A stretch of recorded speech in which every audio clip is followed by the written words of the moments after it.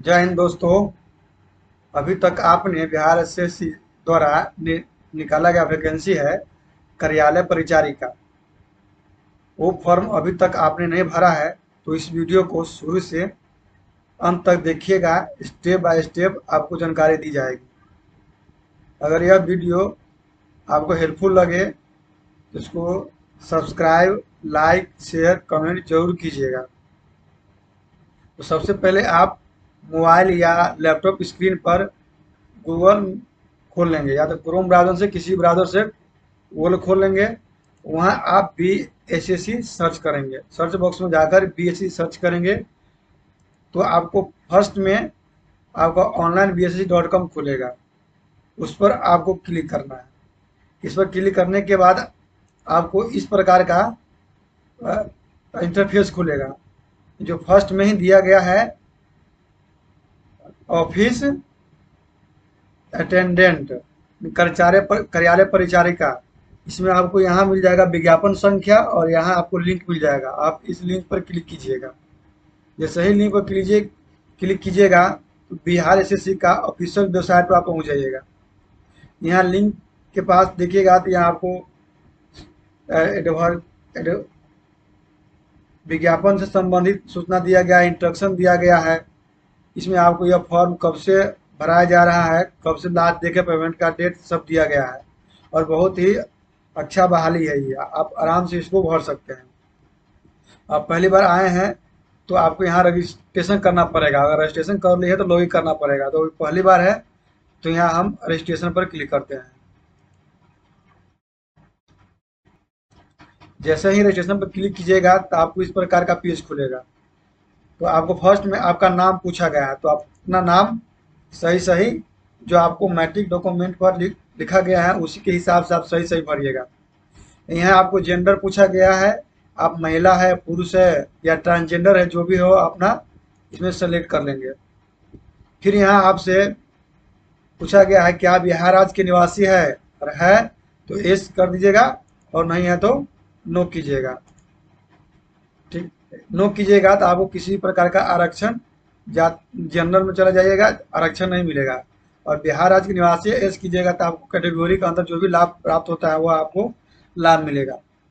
और आगे दिया गया आपका कैटेगरी, आप किस कैटेगरी से आते हैं। जिस कैटेगरी से आते हैं आप उसको टिक बॉक्स कर लीजिएगा।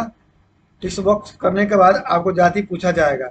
आप जिस भी जाति से आते हैं उस जाति को यहाँ से अपना सेलेक्ट कर लीजिएगा। जो भी जाति है सब जाति मिल जाएगा आपको, यहाँ से आप अपना सिलेक्ट कर सकते हैं। जाति सेलेक्ट करने के बाद आपको पूछा जाएगा क्या आप क्रीमी लेयर रहित है, अगर है तो एस कीजिएगा और नहीं है तो नो कीजिएगा। एस कीजिएगा तो उसके अंदर का जो लाभ होगा वो आपको आरक्षण मिलेगा। इसके बाद पूछा गया है आप क्या आप दिव्यांग है, अगर दिव्यांग है तो एस कीजिएगा, नहीं है तो नो कीजिएगा। अगर एस कीजिएगा तो फिर आपको पूछा जाएगा परमानेंट है, टेम्पोररी है, परसेंटेज क्या है, 40% न्यूनतम मांग गया। यहाँ जो भी है आपने भर देंगे, सब आपको भरना पड़ेगा। नहीं है तो आप यहाँ नो कर दीजिएगा। नो पर क्लिक टिक बॉक्स कर दीजिएगा। आप इसके बाद आपको पूछा गया है कि आप भूतपूर्व सैनिक है, अगर है तो एस कीजिएगा और नहीं है तो नो कीजिएगा। एस कीजिएगा तो आपको सेवा का अवधि बताया गया जाएगा, पूछा जाएगा कब से कब तक थे, पूछे जाएंगे। नहीं है तो आप नो कर दीजिएगा। आगे पूछा गया है कि आप 1 जनवरी 2063 के बाद एनसीसी में विमुक्त होने के बाद बिहार सरकार का अधीन कार्य किया है, अगर किए हैं तो एस कीजिएगा और नहीं किए हैं तो नो कीजिएगा। इसके बाद यहाँ आपसे पूछा गया है कि आप बिहार सरकार के कर्मचारी हैं जिन्होंने कम से कम 3 साल नियमित रूप एवं रेगुलर सेवा की है, अगर की है तो एस कीजिएगा और नहीं किए हैं तो नो कीजिएगा। फिर आपसे पूछा गया है कि बिहार सरकारी कर्मचारी के बाद प्रयासों की संख्या कितना है। कहने का मतलब यह है कि आपने बिहार राज्य कर्मचारी है तो आपने 12/12/2022 के बाद कितने बार आप एग्जाम दिए हैं, फॉर्म भरे हैं, वो आपसे पूछा जा रहा है। तो नहीं है तो जीरो कीजिएगा और 1 2 जो भी है तो आप उस हिसाब से भर लीजिएगा। यहाँ आपसे मोबाइल नंबर पूछा जा रहा है तो अपना मोबाइल नंबर भरिएगा जिस पर आपको रजिस्ट्रेशन नंबर और पासवर्ड जाएगा। फिर यहाँ मोबाइल नंबर के कन्फर्म कीजिएगा, पुष्टि कीजिएगा, सेम मोबाइल नंबर देकर यहाँ आपसे ईमेल आईडी पूछा जाएगा। ईमेल आईडी भी आपको सही सही भरना है और फिर यहाँ ईमेल आईडी ही भरना है, जिससे आपको पुष्टि करना है दो सेम ईमेल आईडी से। फिर यहाँ अपना जो आपका जन्म जो है कब हुआ है, डेट ऑफ बर्थ क्या है, वो अपना डेट ऑफ बर्थ यहाँ से सिलेक्ट करके खोज लेंगे। फिर यहाँ से आप अपना माह खोज लेंगे, किस माह में है, यहाँ से अपना क्या बोलते हैं दिन सिलेक्ट कर लेंगे और इसमें भर देंगे। फिर अपना सही सही जानकारी मिला लेंगे, जो गलत हो आप अपना सुधार लीजिएगा। फिर एक बार रजिस्ट्रेशन होने के बाद आपका यह इसमें कोई सी प्रकार का बदलाव नहीं होगा, इसलिए आप ध्यानपूर्वक अच्छे से भर लेंगे। फिर यहाँ कैप्चा कोड भरकर सेव एंड नेक्स्ट पर कंटिन्यू कर देंगे। जब आप सही सही भर लीजिएगा और आगे बढ़िएगा तो आपको इस प्रकार का फिर से भरा हुआ पेज खुलेगा। खुलने के बाद अगर आपके इसमें कुछ गलत लग रहा है तो आप एडिट कर सकते हैं, एंड नहीं तो आप कन्फर्म एंड नेक्स्ट पर क्लिक कर कीजिएगा। जब आप कन्फर्म और नेक्स्ट पर क्लिक कीजिएगा तो आपका रजिस्ट्रेशन सक्सेसफुल हो जाएगा और यहाँ आपका रजिस्ट्रेशन नंबर दिख जाएगा। आप इसे सेव कर लेंगे और आपका फ़ोन पर रजिस्ट्रेशन नंबर और पासवर्ड गया होगा, वो लेकर यहाँ क्लिक हेयर फॉर लॉगिन करेंगे। जब आप रजिस्ट्रेशन नंबर और पासवर्ड डाल के लॉगिन करेंगे तो अगला पेज इस प्रकार आपका खुलेगा। यहाँ आपका नाम पहले से भरा रहेगा, इसमें पिता का नाम सही सही भर लेंगे और यहाँ माँ का नाम सही सही भरेंगे।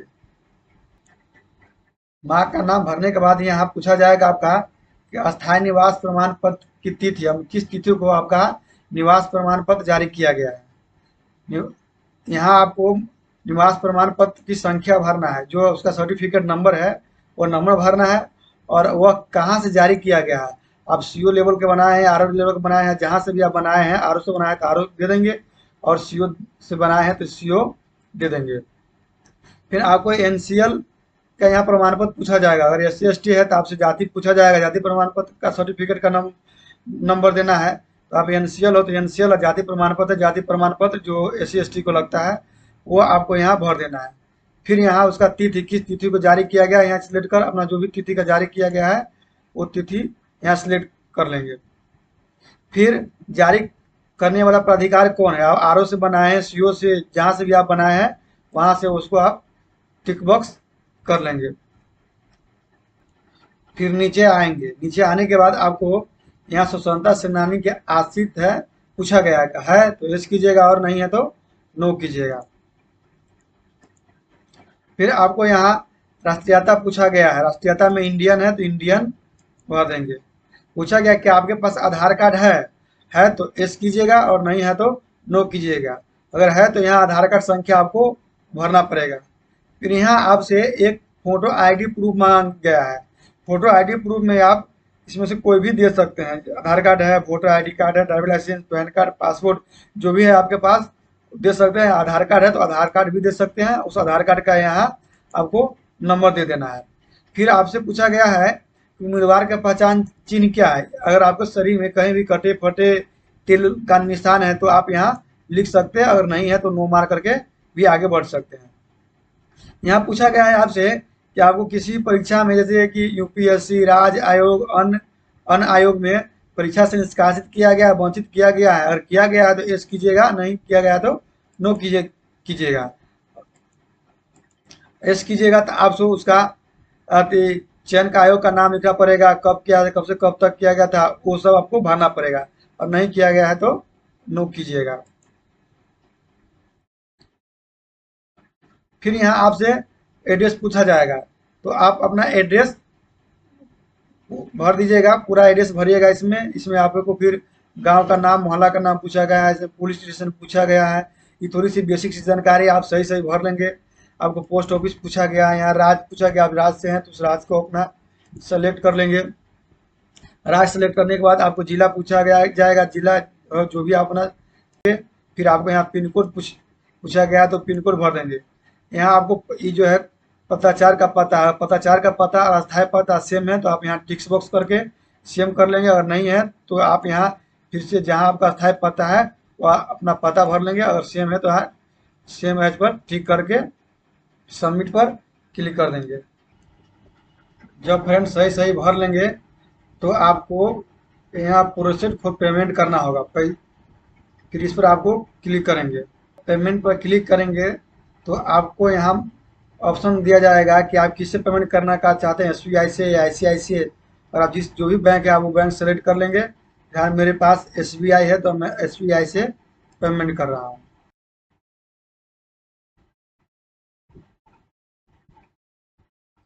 जब आप पेमेंट पर क्लिक कर देंगे तो आपको ऑप्शन दिया जाएगा डेबिट कार्ड, क्रेडिट कार्ड, जिससे भी आप करना चाहते हैं, नेट बैंकिंग से, यूपीआई से। और यूपीआई से पेमेंट करना चाहते हैं तो आप यूपीआई पर क्लिक करेंगे।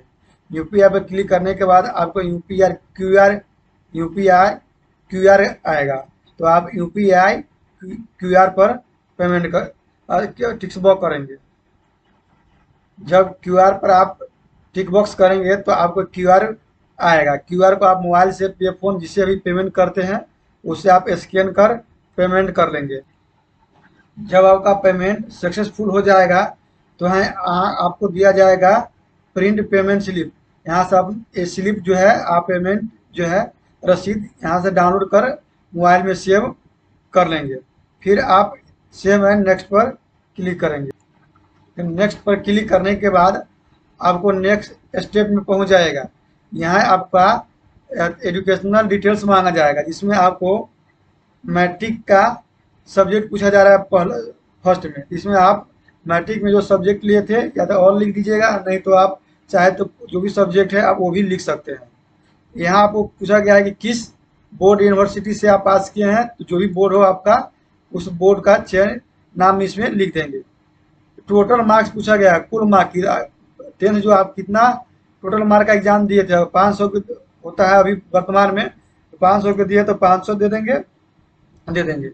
यहाँ पे पूछा है कितना प्राप्त हुआ है आपका, जो भी आपका प्राप्त हुआ है 500 में कितना नंबर आया है वो आप यहाँ लिख देंगे। यहाँ लिखने के बाद परसेंटेज आपको ऑटोमेटिक यहाँ आ जाएगा। अब आगे पूछा गया है कि सर्टिफिकेट नंबर या मार्कशीट नंबर, इसमें से जो भी आपको है, या सर्टिफिकेट नंबर है तो सर्टिफिकेट नंबर दे दीजिए, मार्कशीट नंबर है तो मार्कशीट नंबर दे दीजिए।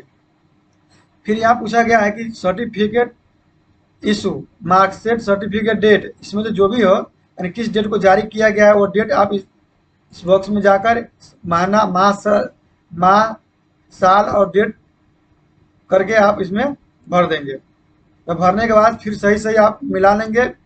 मिलाने के बाद आप सबमिट पर क्लिक करेंगे। तो हमने सही सही एजुकेशनल क्वालिफिकेशन डिटेल्स भर दिया है। भरने के बाद सेव एंड नेक्स्ट पर क्लिक कर लेंगे।